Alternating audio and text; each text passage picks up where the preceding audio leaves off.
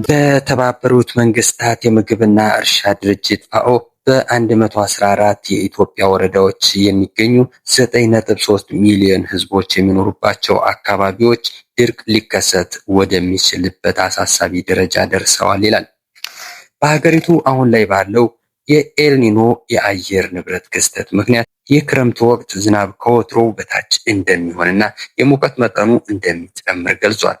ይህ ደግሞ በግብርናው ዘርፍ በእርሻ መሬቶች እርጥበት፣ በእንስሳት መኖና የውሃ አቅርቦት ላይ ከፍተኛ ጫና እያደረሰ ይገኛል ብሏል። የኢትዮጵያ አደጋ ስጋት ስራ አመራር ኮሚሽን ባደረገው ማጣራት ከ163 በላይ ተጋላጭ በሆኑ ወረዳዎች መካከል 114 ወረዳዎች ውስጥ አስቀድሞ የሚወሰዱ የመከላከያ እርምጃዎች እንደሚጀምሩ ተደርጓል ብሏል።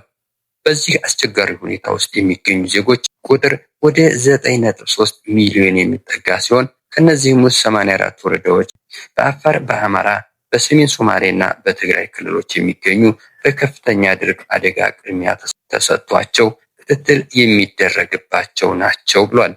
በተባበሩት መንግስታት የምግብና እርሻ ድርጅት ፋኦ ከሰኔ 2026 እስከ መጋቢት 2027 ባለው ጊዜ ውስጥ ለተጎዱ 4.66 ሚሊዮን ሰዎች የሚሆን 50 ሚሊዮን የአሜሪካ ዶላር ድጋፍ በአስቸኳይ እንደሚያስፈልግ ይፋ አድርጓል። ይህ እርዳታ የእንስሳት ሕክምና አገልግሎቶችን መስጠት፣ ተጨማሪ የእንስሳት መኖ መከፋፈል፣ ድርቅና ማዕበልን የሚቋቋሙ የተሻሻሉ የዘር አይነቶች ማዳበሪያ ጋር ማቅረብ እንዲሁም የገንዘብ ድጋፍ ማድረግን ያካትታል ብሏል። በአጭሩ ዘገባው የሚያመለክተው በኢትዮጵያ የተወሰኑ አካባቢዎች የደረሰውን የዝናብ እጥረትና ድርቅ ስጋት ለመከላከል አስቸኳይና አፋጣኝ ምላሾች ካልተሰጠ በሚሊዮኖች የሚቆጠሩ ዜጎች ለከፋ የምግብ ዋስትና እጦት ሊጋለጡ እንደሚችሉም ዓለም አቀፍ ተቋማት ማሳሰባቸው ነው። ኢትዮጵያ በሳይበር ጥቃት ተጋላጭነት ከአፍሪካ ሀገራት 5ኛ ደረጃ ላይ እንደምትገኝ የኢንተርፖል አዲስ ሪፖርት አመለከተ። በአህጉሪቱ ውስጥ ከታዩ የሳይበር ጥቃት ተጋላጭነት ክስተቶች መካከል ኢትዮጵያ 3.3 በመቶ ድርሻ እንዳላት ሪፖርቱ ጠቅሷል። ሪፖርቱ ፈጣን የቴክኖሎጂ የሳይበር ደህንነት መከላከያዎችና የተቋማት ዝግጁነት ቀድሞ መሄዳቸውን ገልጿል። አህጉሪቱ በሳይበር ጥቃት የሚገጥማት ኪሳራ 5 ቢሊዮን ዶላር ደርሷል ያለው ድርጅቱ ሀገራትና ድርጅቶች ለሳይበር ደህንነት የሚሰጡት ወጪ ከ15 ቢሊዮን ዶላር በላይ ማሻቀቡንም አመልክቷል። በምስራቅ አፍሪካ ሀገራት ላይ ከሚፈጸሙ የሳይበር ጥቃት መካከል የሞባይል ገንዘብ ማጭበርበር፣ የቴሌኮሙኒኬሽን ጥቃቶችና መሰረተ ልማት ላይ የሚፈጸሙ ጥቃቶች ዋነኞቹ ናቸው ብሏል። የምዕራብና መካከለኛ አፍሪካ አካባቢዎች ላይ የኮሌራ ወረርሽኝ ሀገር ድንበር ተሻግሮ በፍጥነት እየተስፋፋ መሆኑን የዩኒሴፍ እና የዓለም ጤና ድርጅት ሪፖርቶች አመለከቱ።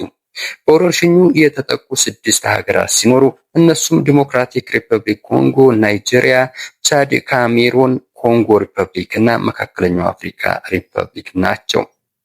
ናይጄሪያ ከጥር ወር ጀምሮ ብቻ 50 ሺህ በላይ የኮሌራ ኬዞችና ከ338 በላይ ሞቶች በመመዝገብ ከፍተኛውን የተጎጂዎች ቁጥር የያዘችው ሀገር ናት። ዲሞክራቲክ ሪፐብሊክ ኮንጎ 30,400 በላይ ሰዎች መጠቃታቸውን ገልጻ ከፍተኛውን የሞት አደጋ ምናልባትም ከ700 በላይ የሆኑ ሰዎች ያስመዘገበችውም ሀገር ነች። የተባበሩት መንግስታት ድርጅት እንደገለጸው ወረርሽኙ ድንበር ተሻግሮ እንዲንቀሳቀስ ያደረጉት በዋናነት 2 የውሃና የንግድ መስመሮች አሉ። ከነዚህም አንደኛው ቻድ፣ ካሜሩን እና ናይጄሪያን የሚያገናኘው ሲሆን በእነዚህም ሀገራት የሚዘዋወረው ቫይረስ ተመሳሳይ ዝርያ አለው። ሌላው ደግሞ በዲሞክራቲክ ሪፐብሊክ ኮንጎ፣ በኮንጎ ሪፐብሊክ እና በመካከለኛው አፍሪካ ሪፐብሊካን መካከል ያለው ግንኙነት የሚፈጥር የወንዝ መስመር ነው። እንዲሁም ደግሞ ጎርፍ የንጹህ ውሃ ማከማቻዎችን በመበከሉና የጽዳት መሰረተ ልማቶችን በማውደሙ በሽታው በሰፊው እንዲሰራጭ አድርጓል። ህዝቦች ከቦታ ወደ ቦታ ሲንቀሳቀሱና የንግድ መስመሮችን ሲያገኙ ቫይረሱ ከሀገር ድንበር እንዲሻገር ምክንያት ሆኗል ብለዋል። በዚህ ወረርሽኝ ክፉኛ ከተጎዱት መካከል ህፃናት ከፍተኛውን ድርሻ ይይዛሉ። በመካከለኛው አፍሪካ ሪፐብሊክ ከተመዘገቡት ተጠቂዎች መካከል 44 በመቶ እድሜያቸው ከ10 ዓመት በታች ያሉ ህፃናት ናቸው። በቻድ በኢንፌክሽኑ የተጠቁት 2/3 የሚሆኑት እድሜያቸው ከ15 ዓመት በታች ያሉ ናቸው። በካሜሮን የታካሚዎች አማካይ እድሜ 10 ዓመት ብቻ መሆኑ የችግሩን አሳሳቢነት ያሳያል።